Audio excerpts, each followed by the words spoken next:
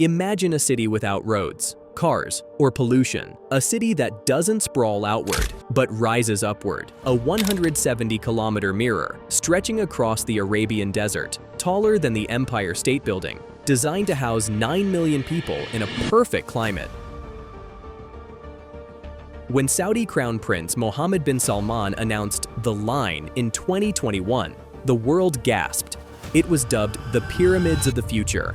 A project so ambitious, it felt like science fiction becoming reality. They promised a revolution in urban living. They promised the future of humanity. But as we enter 2026, those glossy renders are colliding with a harsh reality. The 170-kilometer dream has encountered significant setbacks. The CEO has been replaced, and reports suggest the project has been quietly scaled down. So what is actually happening behind the guarded borders of Neom? Is this history's greatest engineering marvel, or the world's most expensive construction mistake? Let's find out.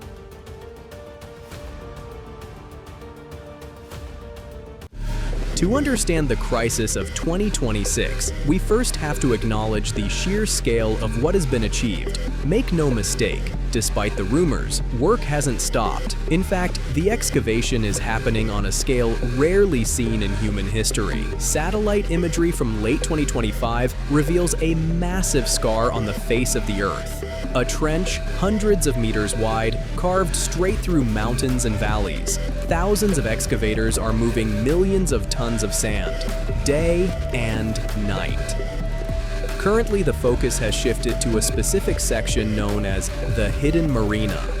This is where the engineering becomes incredibly complex. Because the city is designed to sit at sea level, but the desert floor is higher. Engineers are digging downward, and when you excavate that deep near the coast, you hit the water table. To combat this, they have installed one of the world's largest dewatering systems, a massive network of pumps and pipes constantly draining seawater to keep the foundation dry. According to construction data, over 16,000 foundation piles have already been driven into the ground. For context, the Burj Khalifa, the tallest building in the world, sits on just 192 piles. The line is using thousands just for its first phase. The engineering is undeniably breathtaking, but unfortunately, breathtaking doesn't pay the bills. While the excavators are busy digging, the boardroom at Neom has reportedly faced chaos. The issue was the math. It simply didn't add up. The original promise was to have a 170-kilometer city ready by 2030. To achieve that, they would effectively need to build the equivalent of 4,000 One World Trade Centers in just a few years. Physically, it appeared impossible. And finally, the reality seems to have set in. As we head into 2026, the official plan has reportedly been adjusted. The target for 2030 is no longer 170 kilometers. Current reports indicate it is now just 2.4 kilometers. Yes, you heard that right. From a city that crosses a continent to a structure that is roughly the length of the National Mall in Washington, D.C., critics are now dubbing it the mini line. This downsizing wasn't just about physics, it was about capital. Recent financial estimates suggest the total cost of Neom has ballooned significantly. While original estimates were $500 billion, some analysts now fear costs could spiral into the multi-trillions. Even for a wealthy nation like Saudi Arabia, that level of cash burn was becoming unsustainable. This financial pressure likely triggered the recent earthquake in leadership. In late 2025, Nadmi al-Nasser, the longtime CEO of Neom, and the man trusted to execute this vision, left the project. He resigned quietly. No official farewell.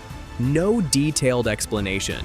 Just a sudden exit. His departure signals a massive shift in strategy. The government is now scrambling to prioritize. Why the rush? Because of 2034. Saudi Arabia is set to host the FIFA World Cup, and the master plan places one of the main stadiums inside the line. Imagine a stadium suspended 350 meters in the sky. They must finish at least the 2.4-kilometer segment before the world arrives. The dream isn't dead, but it is certainly on life support. They are racing against time, against budgets, and against the limits of engineering itself. But amidst the noise of construction and budget debates, there is a more complex story that is often overlooked. A project of this magnitude leaves scars. Human rights organizations have raised serious concerns regarding the Huaytat tribe, the indigenous people who have inhabited this desert for centuries. According to reports, many have faced forced displacement to make way for a futuristic vision they were never consulted on.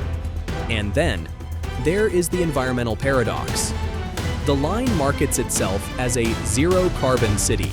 However, environmental experts warn that building it requires millions of tons of concrete and steel, materials with massive carbon footprints. So, what is the verdict? The line has changed. It is no longer the infinite city we were promised in the trailers. It has shrunk, it has struggled, and it has burned through billions of dollars, but it is still alive. Even a 2.4-kilometer version of this city would stand as the largest, most complex structure ever built by human hands. 2026 will be the deciding year. This is the year we stop looking at holes in the ground and finally see the walls rise. Will it become the eighth wonder of the world? Or will it remain a monument to unfulfilled ambition, a half-finished mirror in the sand? Only time will tell. But one thing is certain, the world is watching. What do you think? Would you live in the mini line? Let me know in the comments below.